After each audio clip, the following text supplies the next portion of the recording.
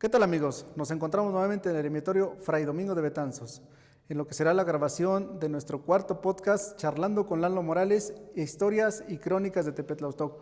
Hoy vamos a tener un tema sumamente fascinante, es la llegada del ferrocarril a nuestro municipio.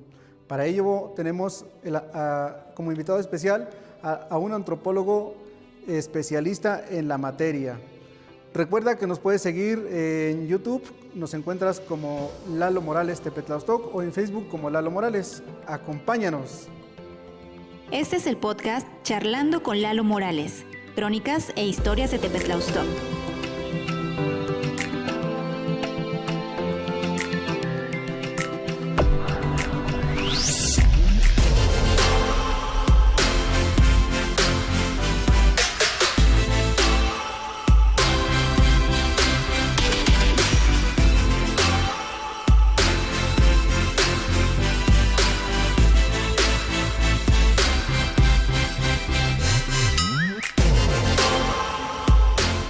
A este eremitorio Fray Domingo de Betanzos, donde estamos charlando en el podcast Lalo Morales, crónicas e historias de Tepetlaustoc. Este tema es sumamente interesante, sé que te apasiona también a ti, igual que a mí, es el ferrocarril. El ferrocarril. ¿Correcto, amigo? Claro que sí. Primeramente, pues, cuéntanos, ¿qué te llevó a venir aquí a Tepetlaustoc? Porque tengo entendido que ya hiciste alguna investigación, o 2 o 3 investigaciones has hecho anteriormente aquí en el Tepetlaustoc. Cuéntanos, ¿cómo fue que te gustó la historia? ¿Cómo te enganchaste a este pueblo? ¿Cómo me metí aquí al pueblo y al municipio?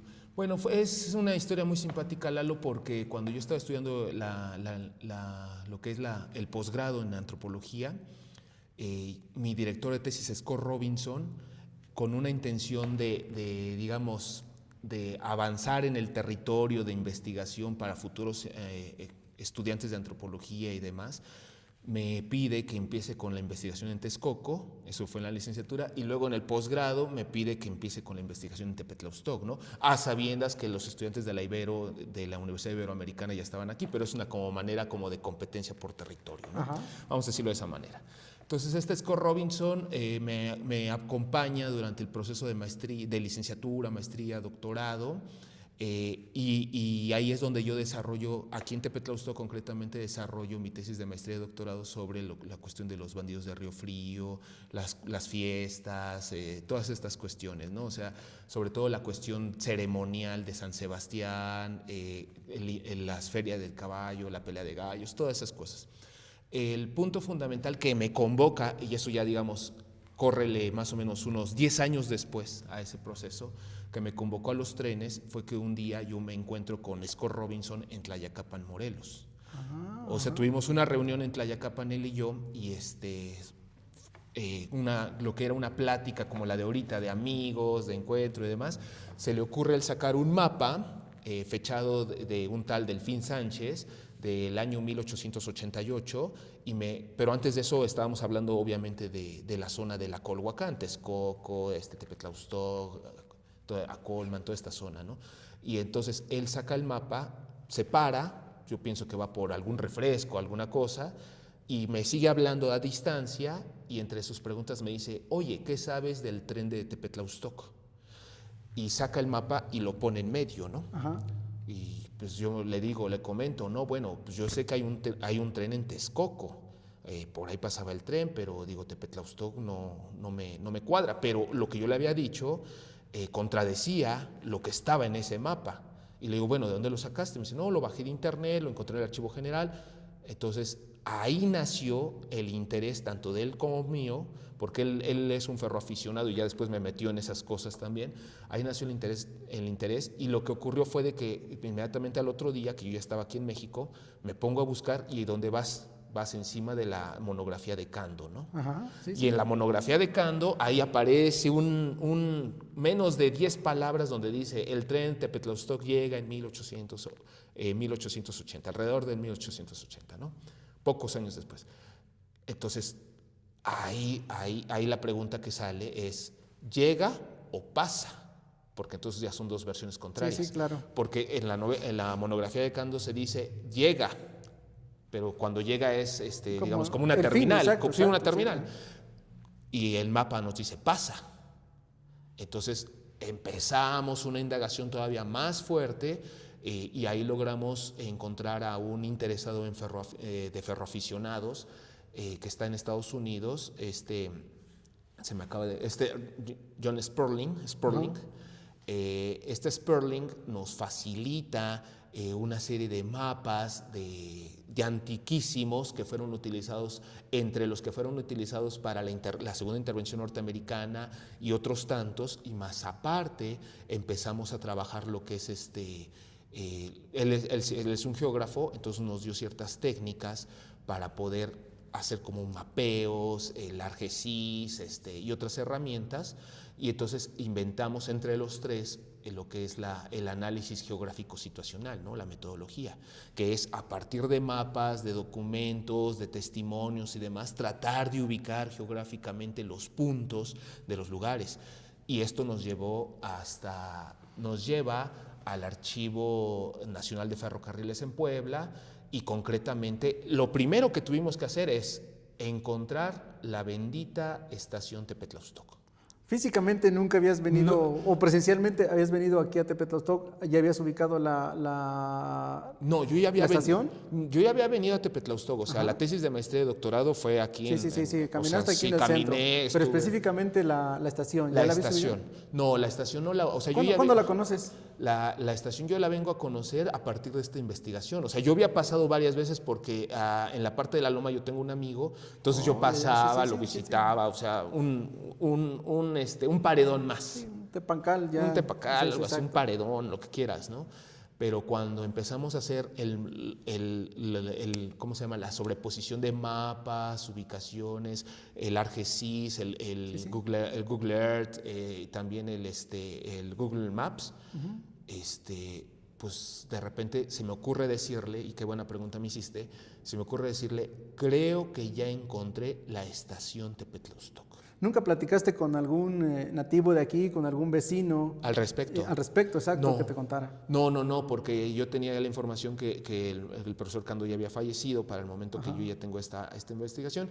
Yo iba a visitar a otro amigo que era don Mariano Morales, pero que el COVID también, el COVID también hizo justicia. Bueno, ahí fue cuando me llamaste. Ahí fue cuando te llamé.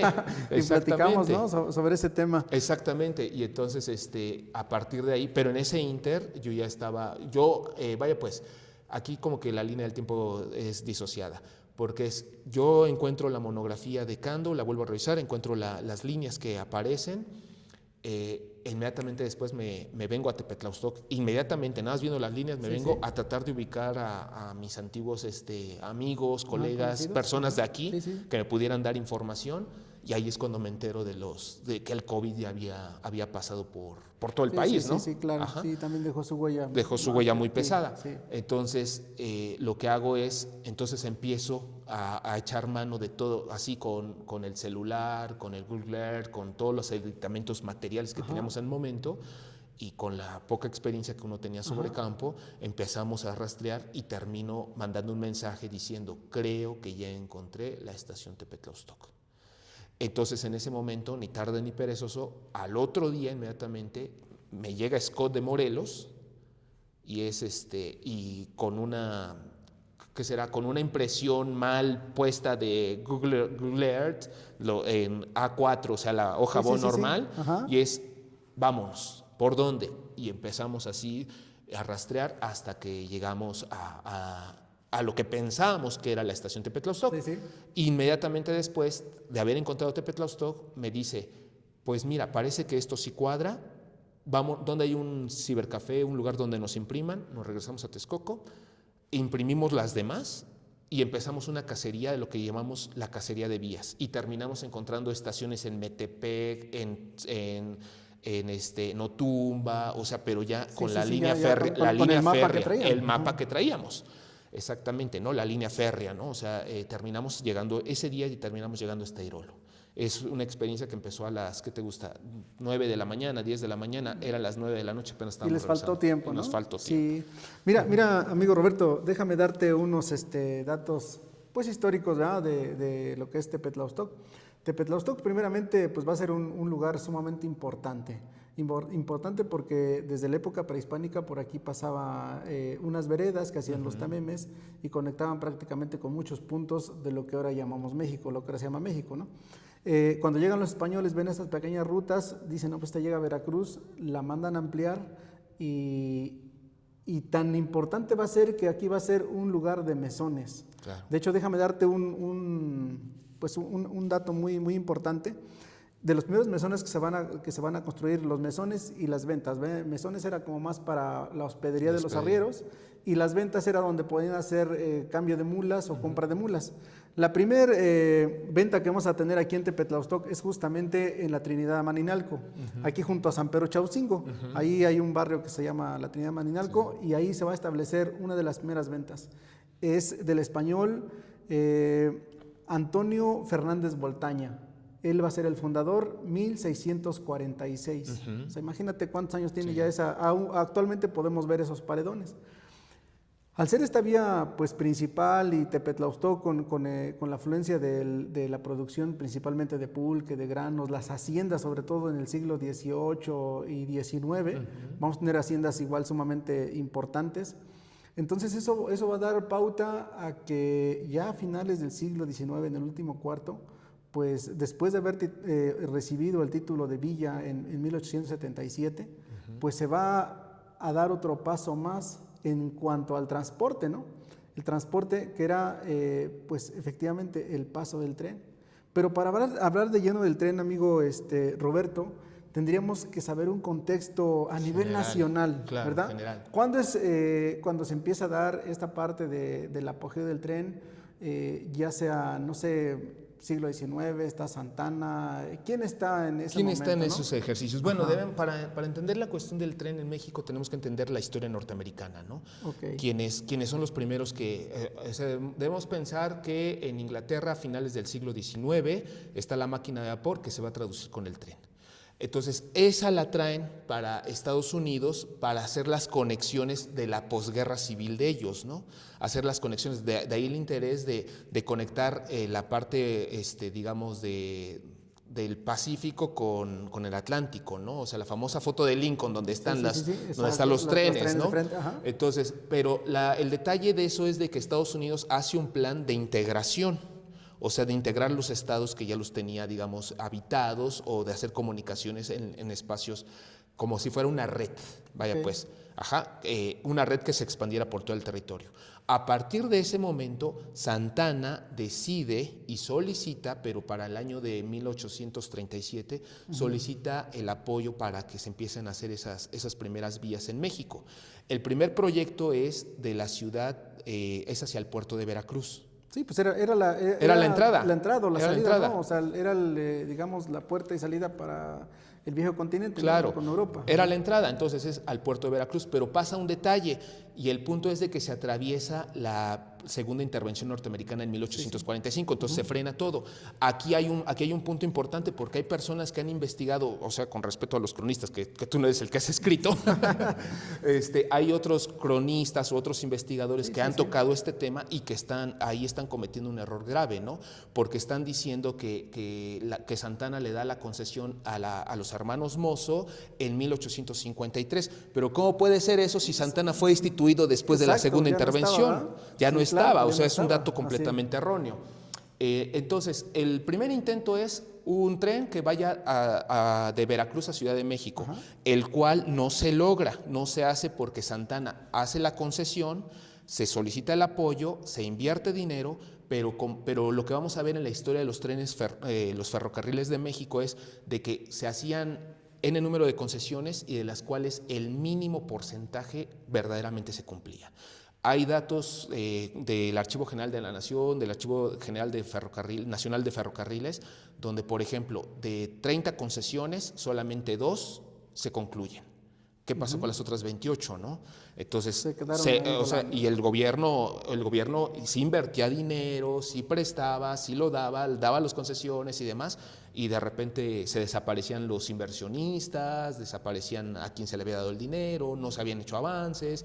Entonces, eso es lo primero que tenemos que tomar en cuenta. A Santa Anna le da la idea de construir trenes, pero no construye ninguno. Luego fue con Bustamante. Exacto, Bustamante sí hace, sí empieza los primeros intentos, pero Bustamante ya lo hace en el 42. Sí, o sea, él es presidente de la República. sí, Ajá. en el 42, o sea, ya empezamos en el 37, más bien en el 37 es cuando empiezan con Bustamante, ¿no? O sea, ni siquiera ya era Santa Anna. Entonces, aquí el detalle es más bien es con Bustamante. Con Bustamante sí se hace el de Veracruz, México-Veracruz, y también empieza con la cuestión del norte del país, pero nada más a la zona de Matamoros. Okay. O sea, pero aquí también hay otro interés. Los Estados Unidos nunca, a diferencia de lo que ellos planearon para sí mismos, que era hacer una red, para el caso de México no era una red. Los planes de Estados Unidos y convencieron al gobierno mexicano de todos esos tiempos de hacer vías férreas, pero de extracción. Sí, o sea, siempre hacia lugares donde hubiera puertos, hubiera fronteras, y no tanto de conectar ciudades o conectar estados. Sí, claro. Eso no era un interés de la Union Pacific, de la Railways, de la Kansas City. ¿Por qué? Porque había otro interés de por medio. De hecho, se esperaba que la vía de Veracruz, México, estuviera antes de la segunda intervención para utilizarla precisamente Pero no fue así. Pero no fue así. No fue así. Eso no fue así, claro. Que bueno, la historia nos dice que para esa intervención con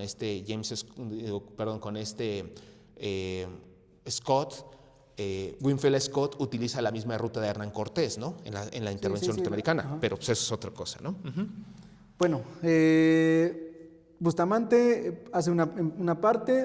Realmente se empieza a cuajar todo esto ya con Porfirio Díaz. ¿Benito Juárez hizo algo con respecto al tren? Con Lerdo de Tejada en el 73, ahí hay otro proyecto, ¿no? Porque Bustamante lo comienza, pero no lo termina. Lerdo de Tejada en el 73 lo llega como a terminar, llega como a hacerlo, y también piensan hacer la conexión de Acapulco, Ciudad de México. Y al interoceánico, al que conocemos como... Es que el interoceánico tiene, acuérdate que lo hemos comentado, el interoceánico tiene tres tramos. Tres tramos. Entonces si ya teníamos el de Veracruz a Ciudad de México, o se estaba concluyendo, ahora tenemos de Acapulco a Ciudad de México, pasando por Morelos. Pero nos falta el tercer tramo, que es ahí donde nos involucra Tepetlaustoc. Exactamente. Entonces, para ir dándole forma a esta charla, ya es en 1980, por ahí está ya 1880. 1880 está ya Porfirio Díaz en el gobierno. Sí, claro. Él le da un poco más de impulso a la cuestión ferrocarrilera. Y se hace el tramo, Tepetlaustoc sigue siendo, en ese tiempo yo creo que fueron sus años de gloria. De gloria, porque la arriería estaba en su máximo apogeo, la producción de pulque. De hecho, había unos periódicos en la ciudad de Texcoco que hablaban continuamente de Tepetlaustoc. Había las haciendas, teníamos la hacienda de don José María, bueno, es la productora de vidrio de allá de... la de San Jerónimo. La de San Jerónimo, la de Tierra Blanca. De Tierra Blanca. Por acá, por la parte norte, teníamos la hacienda de San Telmo. Fíjate, esa hacienda también es muy, muy antiquísima. Es de 1600, finales de 1600. Sí, ahí la construye un señor llamado Pedro Blancas y su esposa María Eslava. Que también están emparentados con los del Molino de las Flores. Exacto, con los Molinos de las Flores. Teníamos la otra hacienda acá en Jolalpa, la de San Nicolás. Y bueno, está en su máximo apogeo la cuestión de las haciendas. Había ranchos incluso ahí junto a la hacienda de San Telmo. Está el rancho de San Antonio de San José Calalpan y de San Vicente Altica. Bueno, entonces finalmente me gustaría mostrarte este mapa. Mira, este mapa es de 1882. Este mapa fue dibujado en 1882 y menciona que son 8 kilómetros de vía de Tepetlaustoc. Pero aquí solamente está mencionando de la estación de Tepetlaustoc a la conexión de la estación de Metepec. Bueno, ¿con Metepec o con San Antonio? Con San Antonio debe ser. Son 8 kilómetros. Sí, son 8 kilómetros. Y aquí perfectamente en este mapa, amigo, para que la vean nuestros seguidores. Este mapa, pues igual lo encontré en la Mapoteca Nacional y perfectamente menciona por dónde daba esa vía. Claro. Entonces, es 1882, llegaba a Texcoco, salía de los Reyes primeramente, ¿no? Aquí hay que considerar, en 1873 el ferrocarril llega a la Ciudad de México, o sea, de Veracruz, Ciudad de México. Ajá. Y el que viene de Acapulco a Ciudad de México, pasando por Morelos, ahí llega a Los Reyes. Exacto, sí, a Los Reyes. Ahora, para el tercer tramo, que es el que ya nos va a conectar el interoceánico, que es donde aparece Tepetlaústoc, la concesión se da en 1880, pero se empieza a construir en 1881. Detalle interesante, aquí lo confirma el mapa, detalle interesante es de que en noviembre de 1881 ya se había pasado el reporte de avances de ferrocarril que está en el Archivo Nacional de Ferrocarriles en Puebla, ya reporta que ya se había logrado pasar por Tepetlaústoc. O sea, confirma el mapa, ¿no? O sea, porque si es del 82 lo confirma, lo ratifica. Y ya hay una serie de estaciones que se están apuntando, y ahorita vamos a tocar este tema porque aquí a las haciendas entran, pero con todo. Perfecto. Pero el detalle más importante que hay que resaltar, que para 1888 Delfín Sánchez vuelve a hacer el mapa ya de la ruta completa que conecta desde Acapulco hasta Veracruz, y pasando por Tepetlaústoc. Los Reyes, Tepetlaústoc y Irolo, ¿no? que es el mapa que me enseñó Scott Robinson en Tlayacapan. Pero detalle más importante es que para 1889 la ruta de Tepetlaústoc ya no es económicamente comercial. Sí. Pudieron pasar diferentes cosas, pero bueno, ahorita lo vamos a tratar. Ahorita lo tocamos. Entonces, recapitulando, llegaba a los Reyes, llegaba actualmente. Llegaba a los Reyes actualmente. Se venía, por la vía que ahora pasa por la hacienda de Chapingo, la Universidad de Chapingo. Es interesante ahí porque llega a los Reyes, o sea, sale de Ciudad de México de la garita de Peralvillo. ¿San Lázaro? De Peralvillo, o sea, había una estación en Peralvillo, lo que es ahora actualmente cerca de la Plaza de las Tres Culturas, cerca de Tlatelolco. Y había otra en San Lázaro. Sí, ahí estaba. Entonces, sí, ahí hay dos. Y había una tercera que estaba hacia el poniente. Entonces, eso por un mapa de 1880, que se tiene también ahí. Entonces, ¿qué ocurre? La vía, digamos, vamos a hablar, la vía Los Reyes Irolo, nace desde San Lázaro. Los Reyes Irolo. Pasa, aquí traigo la estación, menciónalas. Pasa por San Lázaro, o sea, sale de San Lázaro, pasa por Los Reyes, llega a Texcoco, pero aquí hay un punto interesante, ¿no? Porque llega a Texcoco, pero también hay unas estaciones, vamos a decirlo de esta manera, estaciones fantasmas, que sí existe la estación, pero no están en el mapa. Pero no están en el mapa y tampoco en el itinerario de viaje de Los Reyes Irolo, ¿no? ¿Cuál es? Montecillos, Chapingo, eran como más particulares. Eran particulares, pero también otro detalle importante, y ahorita lo vamos a comentar el detalle de las haciendas. Entonces, después de Texcoco, pasan a Tepetlaústoc, de Tepetlaústoc se va a San Antonio, y luego de San Antonio a Metepec. Ahí vamos a pararnos. Bueno, de Texcoco a Tepetlaústoc. Hemos recorrido, o al menos, hemos caminado prácticamente toda la ruta de este mapa que nos va a seguir el tren. Este mapa menciona puentes, obviamente menciona la estación. La estación está en el paraje de Sila. Amigos, yo creo que todos los que conocen Tepetlaústoc o deben conocer el barrio de la Asunción, y a cualquiera que le pregunte el barrio de la Asunción dónde está Sila, te va a decir la estación. Ahí se encuentra la estación, en ese paraje de Sila. Y así lo menciona el mapa, en el paraje de Sila o en los terrenos de Sila. Bueno, salía de Texcoco, pasaba por Pentecostés, llegaba a una parte, no exactamente a Papalota, no al centro, pasaba más pegado al rancho, a los ranchos. Y ahí justamente en un paraje que es de los Reyes, Nopala, pero ya está al fondo, por un lugar que ahora se llama La Noria, por ahí La Noria, allá adelantito está el río, el río, ahí ya se llama el río Apalotla. Ahí están los vestigios del puente, ahí justamente ahí pasaba el tren, luego subía subía y llegaba hasta la estación de Sila. De Sila. De Sila. De ahí pasaba y el puente va a tener más o menos unas 20 alcantarillas. Así lo menciona el mapa, ¿verdad? Y también las descripciones. También las descripciones. ¿Qué eran las alcantarillas? Las alcantarillas son como pequeños puentes, pequeños puentecillos para riachuelos, o pequeñas barranquitas, ¿no? Sí, Pero sí. no alcanzan el nivel de un puente completo porque el puente es para ríos grandes, Sí, sí. o para barrancas más extremas. Ok. Aquí el detalle importante que también hay que recordar es de que del tramo de Texcoco a Sila, no solamente pasamos un puente por la altura de lo que decimos la Concepción, ¿no? Digamos la parte de Jolalpa. Ajá. Por eso, esa es la otra salida. Sí, la otra salida. Sí. Llegaba a Sila, donde está la estación. Estás de arriba para abajo. Sí. Sí, Sí, vamos debajo, vamos de Texcoco para salir hacia aquel lado, sí. hacia Patrachico. Ahí lo que hace es uno sube por Pente, luego hay una como desviación, hace como un giro, pasa por el puente que está ahí ¿cómo le llaman? A ese río.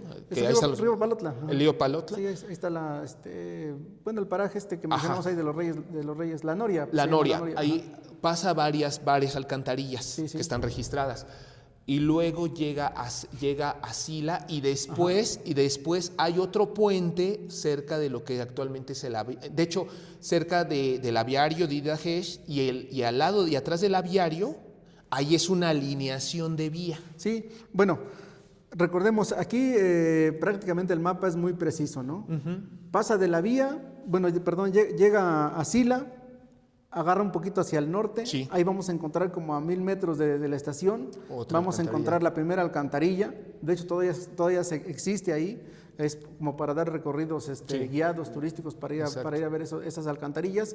Luego brinca lo que actualmente es unas granjas que están abajo de la colonia de La Loma, y se va a ir toda la falda del cerro del Teponaztle. El Teponaztle también es un cerro histórico, Sí. aparecen mapas del Y siglo en el Teponaztle, XVI. ¿te acuerdas que comentamos que hay restos que las usaron para mampostería, restos de vía? Exactamente, o sea, ahí todavía vamos a encontrar, ahí en el Teponaztle todavía varias alcantarillas, ahí encontramos como 5 o 6.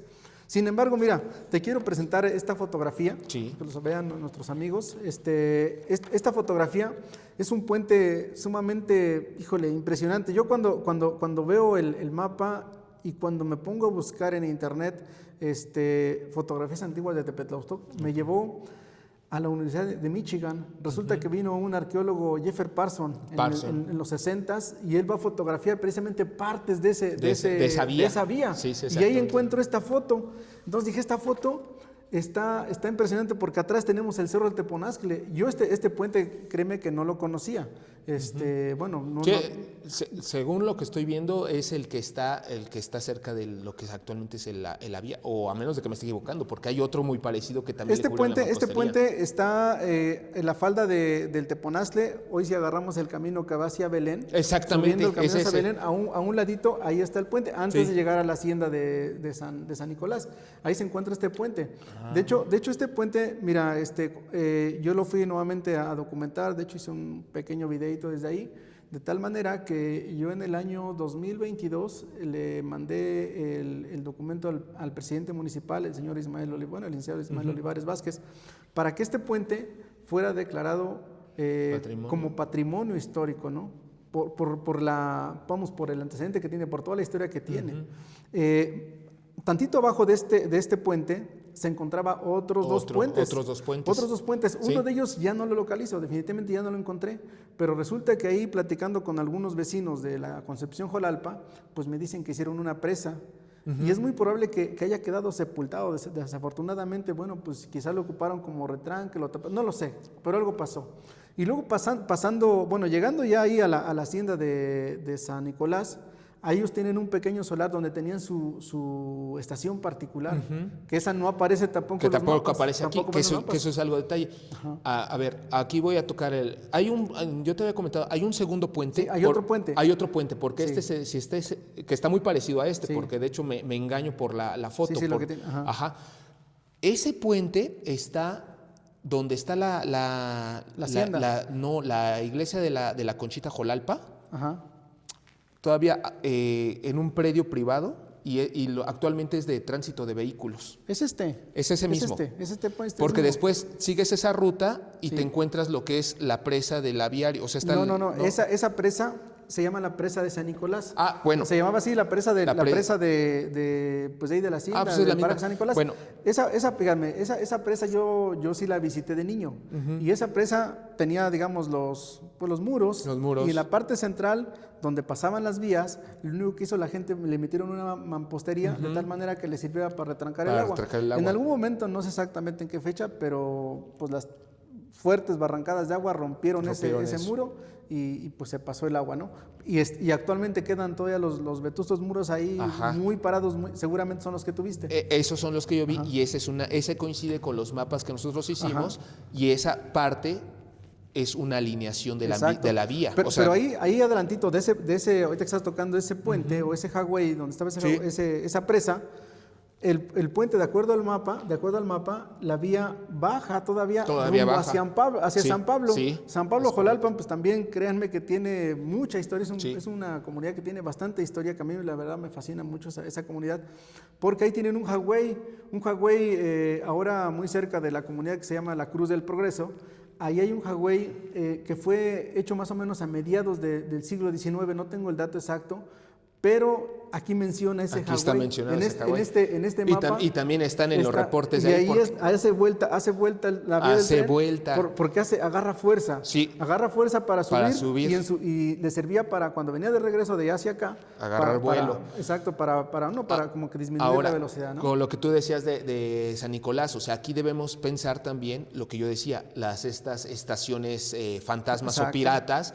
¿Por qué? Porque no aparecen en el itinerario de viaje. Sin embargo, sí tenemos, ya haciendo una investigación de terreno, visitando y demás, se localizó en esta investigación que se encontraron a menos de 120 metros de distancia de las vías. O sea, hay otras haciendas, ¿no?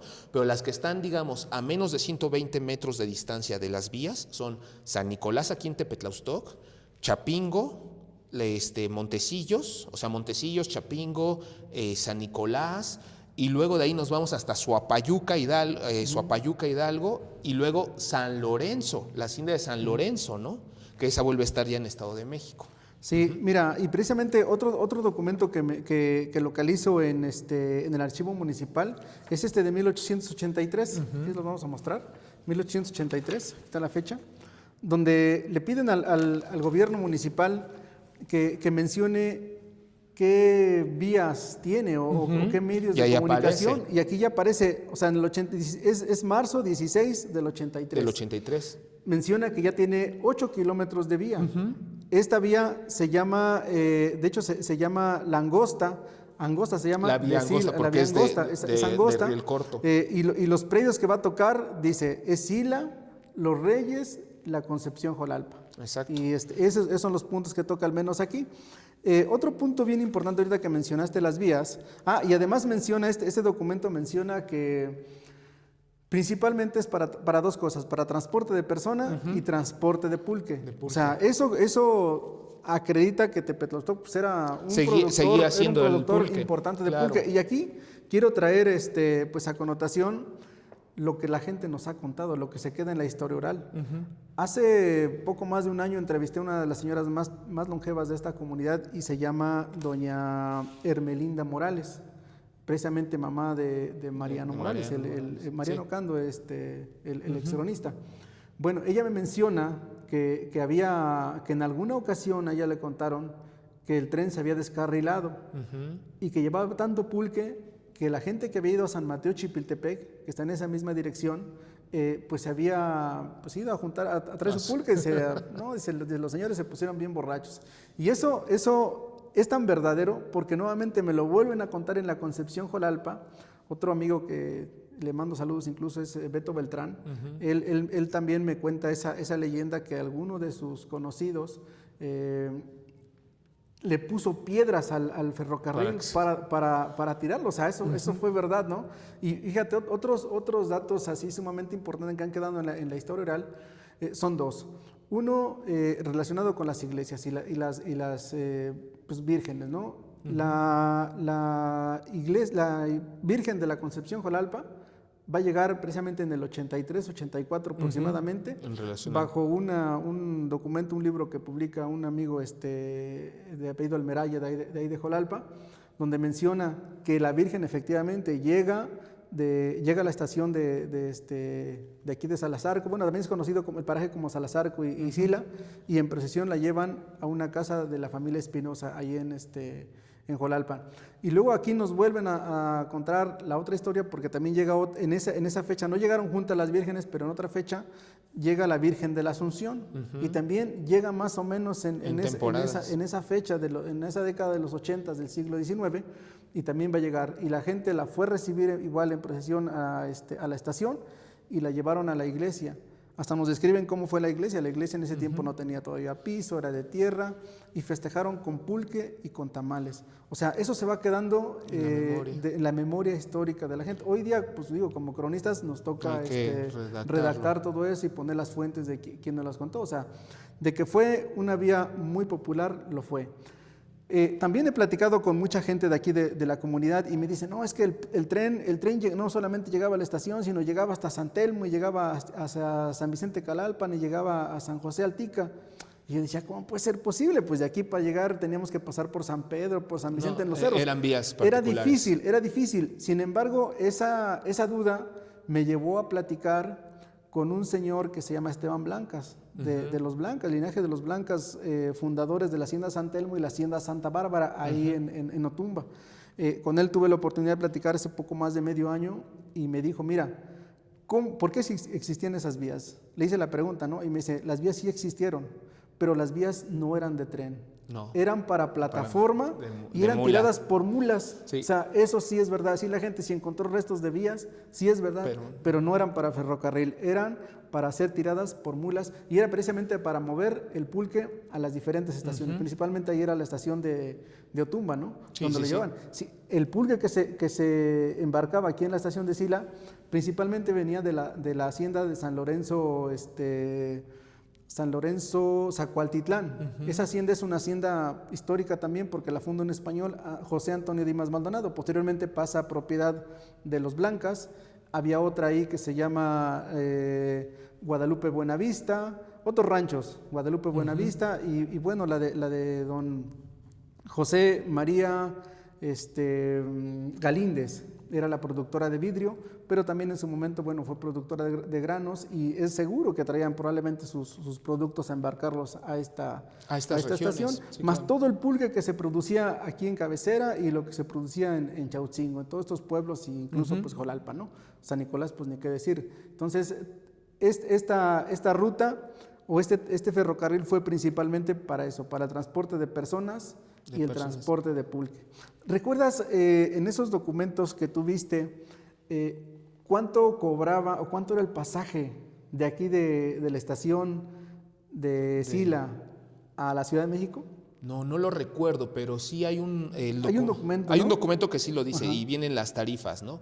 Y las salidas también. Y las salidas. Ahorita no lo recuerdo, pero podemos decir que el trayecto de Texcoco a Airolo duraba más o menos 6 horas. Sí. O sea, era mucha vuelta, ¿no? Sí hay el documento de itinerario, el que alguna vez te compartí, ahí viene el costo. Acá el punto que digamos hay que resaltar es de que esta vía, Los Reyes Irolo, que es el proyecto que realmente nos convoca a Scott, a Sperling y que ese fue el motivo por el que nos contactamos en algún momento. Era todo este debate, ¿no? Estar encontrando las alcantarillas, los puentes, las estaciones, las haciendas, y se logra encontrar todas las estaciones, todos los puntos que se tocaron, ¿no? Y sobre todo también aquí viene la pregunta obligada es ¿por qué? O sea, porque estamos hablando de 1882, los testimonios que estás dando son del 85, 87, ahí, ¿no? Son esos años. La pregunta obligada, ¿por qué desaparece, entre comillas, porque ahí quedaron las vías, la estación Tepetlaustoc, estación Sila en el 89, ¿no? Porque el señor Delfín Sánchez, que fue el concesionario de y que para nuestros amigos que nos acompañan, recuérdate que Delfín Sánchez era yerno de Benito Juárez. Pero él era un catalán, era un español. que se benefició tanto del gobierno de Tejada como del gobierno de Porfirio Díaz Y de Benito Juárez, y aprovechó la curva con Benito Juárez. También con Maximiliano, también metió concesiones con Maximiliano, porque Maximiliano también le interesó mucho lo de los ferrocarriles. Entonces, con Benito Juárez se casa con su hija, le construye una casa ahí en Reforma, cerca del Monumento de las Mujeres. Actualmente es un hotel, hotel, bueno, no comerciales, pero es un hotel ahí. ¿Cómo se llama? Pero lo más importante de esto es que en 1889 se modifica el mapa y se evita pasar, se sale de Texcoco, o sea, sigue siendo los Reyes Cirolo, se sigue llegando a Texcoco y de ahí se brinca a San Antonio, brincándose toda la zona de Tepetlaustoc. Sí, ya la parte que actualmente conocemos, ¿no? La parte que estamos hablando. Sí, se brinca todo eso. Se brinca todo eso y respeta la ruta, pero también hay otra modificación, que la estación Otumba la mueven. Lo que conocemos actualmente como la estación Otumba es la segunda estación Otumba. Fíjate. Eso ahí Sí, la adaptaron. No, de hecho la movieron geográficamente. movieron, Actualmente es el Museo Regional de Otumba del Ferrocarril y estaba organizado por una concesión de unos voluntarios, y el voluntario que lo administra es nieto de uno de los ferrocarrileros, ¿no? Sí, pues fíjate, amigo, qué charla tan importante, tan histórica, que nuestros amigos pues están conociendo, ¿verdad? Cómo fue la ruta del tren aquí en Tepetlaustoc. Y bueno, pues como ya vimos que efectivamente solamente es menos de una década lo que está funcionando aquí en Tepetlaustoc. Son 7 años 8 años. 7, 8 años. Lo que tenemos la apuesta, ¿no? Que es, a esto coincide, perdón por interrumpirte, sí. Pero es la parte del pulque que lo transportaban. Acordémonos que en la década de los 30 empieza la prohibición de alcohol en Estados Unidos, sí. México no se quiere quedar atrás, y luego cuando empieza el auge de la cerveza hay una persecución del pulque. Ahí es donde se inventan las famosas monas al pulque, sí. Y todo eso. Cuando tú hablas con los tlachiqueros, como lo hemos hecho, te dicen, ¿no? Si a eso le cae agua, se echa a perder. O sea, ¿cómo alguien le va a estar echando excremento de algún animal? Fíjate que, bueno, ahorita que toda esa parte, va a tener aquí prácticamente en Tepetlaustoc, pues primeramente la etapa de la arriería, la etapa del tren, y luego viene otra etapa de la herrería, la segunda etapa de la herrería. O sea, ya finales del siglo XIX, principios del XX, hasta 1980, quedan los últimos arrieros. Algunos ya no irán en burros. Ya, bueno, originalmente va a ser en burros, después del tren va a ser en burros, y al último va a ser en bicicletas, ¿no?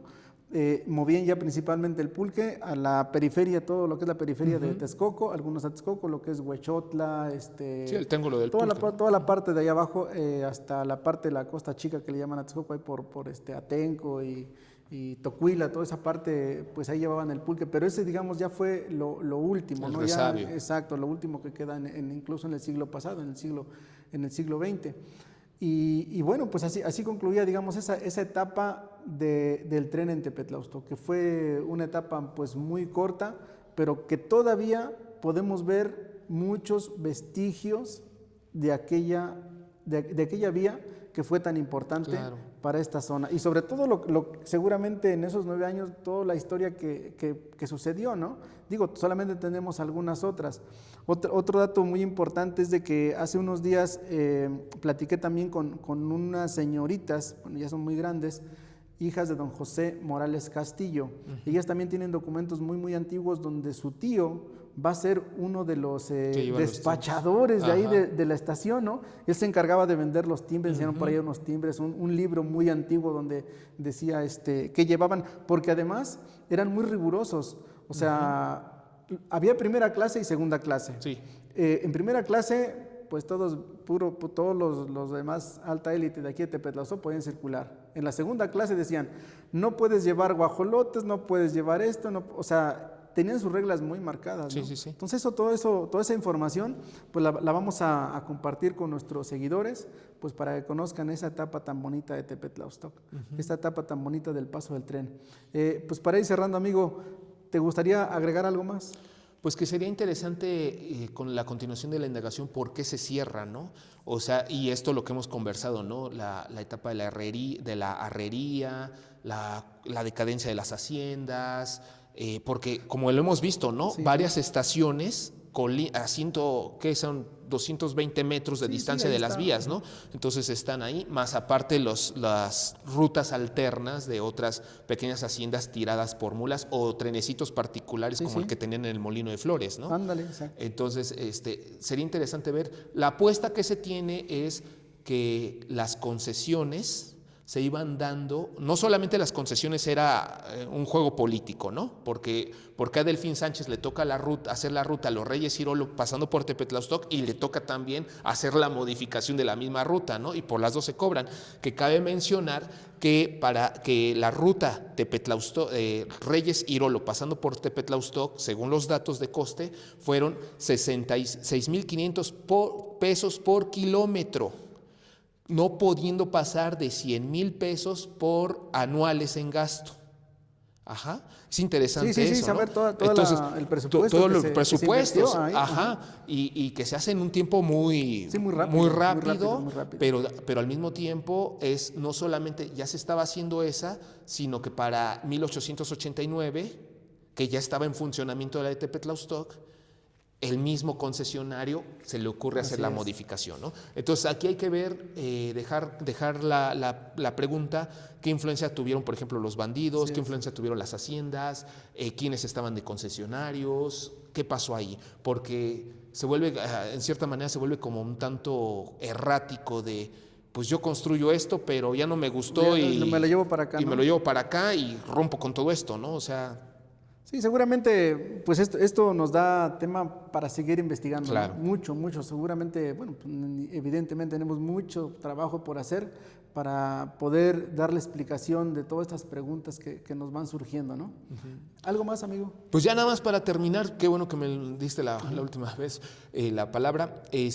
Pues sí, para nuestros amigos y demás siempre es importante, ¿no? No quedarse nada más con lo que uno dice, porque como lo acabamos de ver, ¿no? Otros cronistas previos a ti tienen otros detalles que históricamente no se sostienen, o sea, históricamente no se logran sostener, y aunque estén publicados en libros y demás, siempre hay que, sea internet, sea un documental, sean estas tertulias, sea un libro, siempre hay que investigar el porqué y ver las temporalidades, ¿no? Sí, creo que, mírate, mencionas algo bien importante. Para ser, pues yo creo que un buen cronista, un buen investigador, siempre hay que tener las pruebas, ¿no? Sí. Y las pruebas de lo que uno está diciendo, ya sea una fuente escrita, una fuente oral o una fuente física.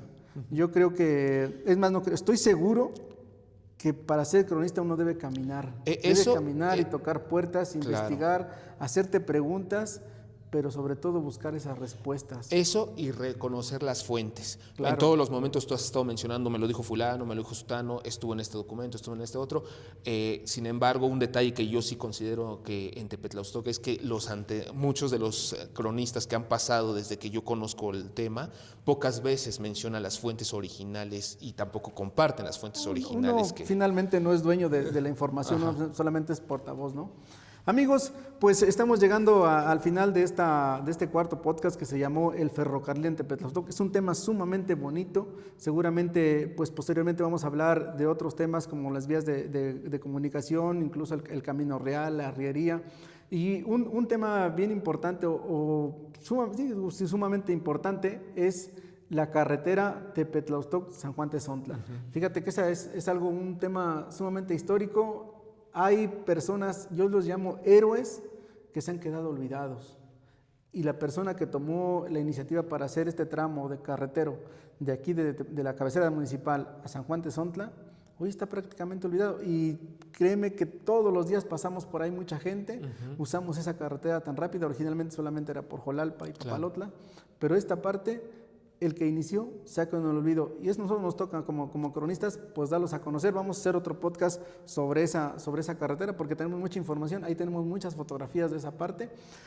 Amigo Roberto Rivera, te agradezco mucho que nos hayas acompañado en este cuarto podcast que se llamó el ferrocarril. Espero en otra ocasión podamos hablar de los bandidos de Río Frío, del trabajo de tesis que hiciste aquí en este pueblo. De hecho, yo te reconozco un trabajo sumamente importante, que tú le das un contexto. Para mí es muy real cómo tú aprecias la parroquia Santa María Magdalena, la forma en la que está, cómo están ubicados pues los retablos, sobre todo. Ese contexto para mí es muy, muy importante, muy convincente. Cuando leí tu tesis me fascinó. No, muchas gracias. Amigo Roberto, nuevamente, muchas gracias. Qué gustazo. Gracias, amigos. Les recordamos que nos pueden seguir en las redes sociales como Lalo Morales, en Facebook y en YouTube. No te olvides darle like y seguirnos. Se llama Lalo Morales Tepetlaustoc. Muchas gracias. Este es el podcast Charlando con Lalo Morales, crónicas e historias de Tepetlaustoc.